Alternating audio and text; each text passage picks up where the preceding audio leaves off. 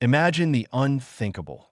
In a divided world where hatred festers in the shadows of America's heartland and Britain's bustling streets, a fierce black woman and her unbreakable canine companion flip the script on a vicious racist gang, delivering justice with teeth, twists, and unyielding loyalty that will leave you cheering for more. If you're in the USA or UK, hooked on tales of empowerment that smash stereotypes and ignite hope, smash that subscribe button now. Your click fuels these gripping stories of triumph over tyranny, keeping the fight alive one narrative at a time. In the sweltering heat of Atlanta, Georgia, where the air hung heavy with the scent of magnolias and exhaust fumes, Alara Thompson stood as a beacon of defiance against the tides of prejudice that still washed over the American South. At 42, she was a force of nature, her skin a rich mahogany that spoke of generations of strength, her eyes sharp as obsidian, reflecting the fire of her ancestors who had marched, fought, and bled for freedom. Alara owned Sweet Resilience, a boutique bakery nestled in a neighborhood caught between the old guard of segregation's remnants and the creeping fingers of gentrification. Her pastries weren't just food. They were statements. Croissants layered with the subtlety of survival, cupcakes topped with the sweetness of hard-won victories, and sourdough loaves kneaded with the grit of perseverance. She had built this empire from nothing, starting with a food truck funded by scraping together savings from waitressing jobs where customers sometimes left tips laced with slurs. But Alara's true anchor was Shadow, her massive Rottweiler, a dog whose loyalty was as deep as the roots of an ancient oak. Rescued from the brink of death in a high-kill shelter, Shadow had been labeled dangerous simply for his breed, much like Alara had been dismissed for her race. Together, they formed an unbreakable duo, Shadow's muscular frame patrolling the bakery floor while Alara baked, his dark eyes always watchful, his bark a thunderclap that deterred petty thieves. Little did the world know, this pair was about to star in a saga of revenge, revelation, and redemption when a racist gang underestimated the wrong black woman and her dog's fierce devotion. It began on a sultry Friday night in July, the kind where the humidity made clothes cling and tempers flare. Alara was locking up late, inventorying her supplies under the soft glow of overhead lights, humming a tune from Nina Simone that her mother had played on vinyl records during tough times. Shadow lay at her feet, his ears twitching at every distant sound. The honk of a car, the laughter from a nearby bar. Unseen in the shadows outside, the White Shadows gang lurked, a pack of white supremacists who hid behind leather jackets and motorcycle helmets, their ideology as toxic as the exhaust from their Harleys. Led by Harlan Crow, a 35-year-old brute with a shaved head and arms inked with swastikas and Confederate flags, the gang saw Alara's success as a personal insult. Harlan had grown up in the backwoods of Alabama, fed a diet of hate by his father, a former Klan member who blamed those people for every misfortune. "She's talking our jobs, our streets." Harlan had ranted to his crew in their dingy hideout, an abandoned warehouse on the city's fringes. His followers nodded. Jax, the wiry agitator with a quick temper and quicker knife. Tank, the hulking enforcer whose fists were his weapons. Silas, the tech-savvy manipulator who hacked for fun. And Billy, the 19-year-old newcomer, wide-eyed and impressionable, drawn in by promises of brotherhood after a life in foster care.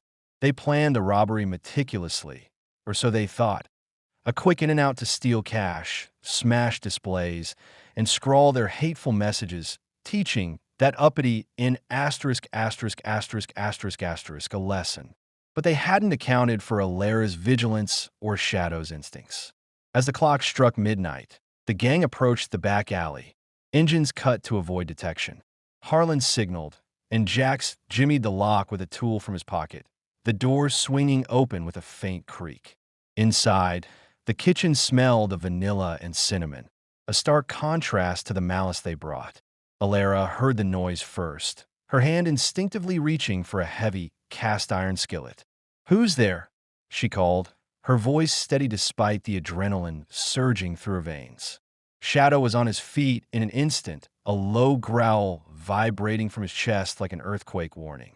The gang burst in, masks pulled low, crowbars gleaming. "Surprise, sweetheart," Harlan sneered, his pistol glinting under the light. "Time to pay the white man's tax." His eyes raked over Alara with disgust, seeing not a woman, but a symbol to crush. The others fanned out, Tank advancing on Shadow with a swing of his crowbar. "Handle the mutt," Harlan ordered. But Shadow was no ordinary dog. Trained by Alara in basic protection commands after a previous mugging attempt, he lunged with precision, jaws locking onto Tank's thigh. Tank screamed, a high-pitched wail that echoed off the walls, blood flowering on his jeans as he dropped to one knee. Chaos exploded. Jax swung at Alara, but she ducked, countering with a skillet that connected with his ribs, eliciting a crack and a grunt. Silas sprayed paint across the counters, white power in dripping red letters, while Billy hesitated, his face pale, whispering, "This ain't right, man." Harlan aimed his gun at Shadow. "Call him off, or I blow his brains out." Alara's heart hammered. She couldn't lose her companion. "Shadow, heel," she commanded, and the dog released, backing up but still snarling, foam flecking his muzzle. The gang tied Alara's hands with duct tape, forcing her to watch as they ransacked the place, shattering glass cases filled with eclairs and tarts, pocketing the day's earnings of over $2,000, and defacing walls with slurs that cut deeper than knives. Tears burned Alara's eyes, not from fear, but from the violation of her sanctuary. Shadow whimpered beside her, his body tense, awaiting her next word. In a twist that would change everything, Alara had a secret weapon, a panic button hidden under the counter, installed after reading about rising hate crimes. She had pressed it during the initial scuffle, silently alerting the police. But more cleverly, she whispered to Shadow, "Go fetch Marcus," a code for escaping to her neighbor, an ex-Marine named Marcus Hayes who lived adjacent and had become like family. Shadow, understanding through rigorous training, slipped out the slightly ajar back door while the gang was distracted by their destruction. Outside, he bolted to Marcus's house, barking frantically at the door until the light flicked on. Marcus, a 55-year-old veteran with scars from Iraq and a no-nonsense demeanor, grabbed his licensed firearm and dialed 911, then hurried to the bakery. The gang heard the approaching sirens, panic setting in. "Time to bounce," Harlan yelled, shoving the last of the cash into his bag. They fled into the night, Harley's roaring to life. Inside, Alara struggled against her bonds as Marcus burst in. "Alara, God, are you hurt?" he asked, cutting her free with a pocket knife. She shook her head, hugging Shadow, who had returned triumphant. "They destroyed everything," she sobbed, but her grief quickly turned to resolve. The police arrived, taking photos and statements, promising justice, but Alara knew the system often failed people like her. She noted Harlan's distinctive tattoo, a skull with crossed rifles, visible through a rip in his shirt. "I'll find them," she vowed to Marcus as they cleaned up the mess. The next morning, the story broke on local news. Hate crime targets beloved black-owned bakery. Alara's interview went viral, her poise and passion drawing support from across the city. GoFundMe donations flooded in, enough to rebuild, and then some. But the gang wasn't celebrating. In their warehouse, Harlan paced, furious. That dog nearly tore Tank's leg off. And the cops? Too close. Tank, bandaged and growling in pain, demanded revenge. Silas hacked into public records to find Alara's address, while Jax plotted poison for the dog. Billy, however, was cracking. The sight of Alara's terror haunted him. That night, he snuck out and left an anonymous tip to the police hotline, describing the gang's bikes and hideout. Alara, meanwhile, wasn't idle. She researched similar attacks, discovering the White Shadows pattern, targeting minority businesses with vandalism and theft, always leaving racist graffiti. With Marcus's help, she fortified her home, a cozy bungalow in a mixed suburb, adding cameras and reinforcing doors. Shadow underwent advanced training at a local K-9 center, learning to detect poisons and track scents. Alara also reached out to community leaders, forming a network of watchful eyes. One evening, her phone rang with a blocked number. "You got lucky, bitch. Next time, we finish you." Harlan's voice rasped. She recorded it, sending it to detectives, but the threat only fueled her fire. Weeks passed in tense anticipation.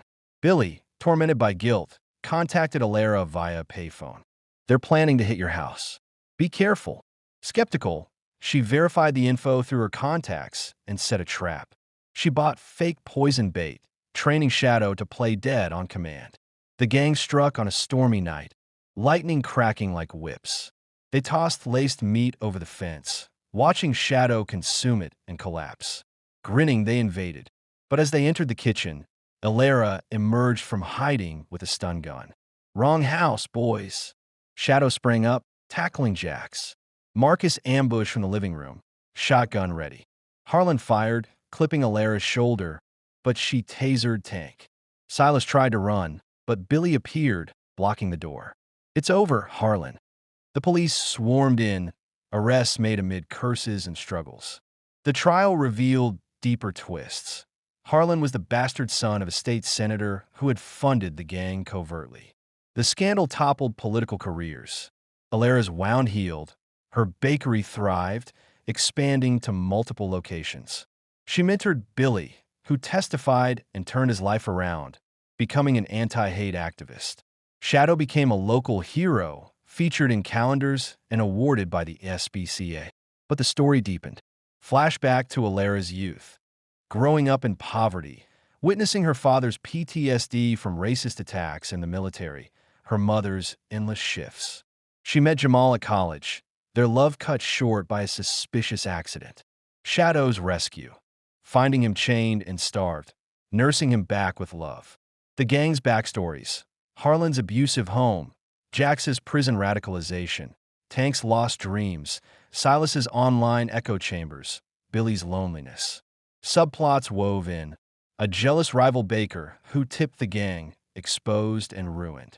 Alara discovering an ancestral diary detailing escapes from slavery, inspiring her to start a foundation. A near-fatal chase when the gang tried to silence Billy before trial. Community rallies, media frenzy, sparking national conversations on racism. Alara's therapy sessions, bonding with other victims. Marcus proposing, their wedding a celebration of unity. Shadow's pups trained for service. Harlan's prison epiphany after a cellmate story. Alara's run for city council, winning on reform. The narrative sprawled, detailed scenes of rebuilding the bakery, tense stakeouts, courtroom dramas with outbursts, appeals dragging on, Alara's UK business trip linking to similar struggles there, alliances with international activists. Twists piled, a hidden gang member infiltrating her circle, betrayed by Shadow's nose. A fortune from buried family treasure funding anti-hate programs. Billy's secret relation to a victim of the gang's past crimes. In the end, years later, Alara stood at her expanded empire, Shadow, gray-muzzled but loyal, reflecting on the journey. The gang's underestimation had ignited a movement, proving that loyalty and resilience could conquer hate.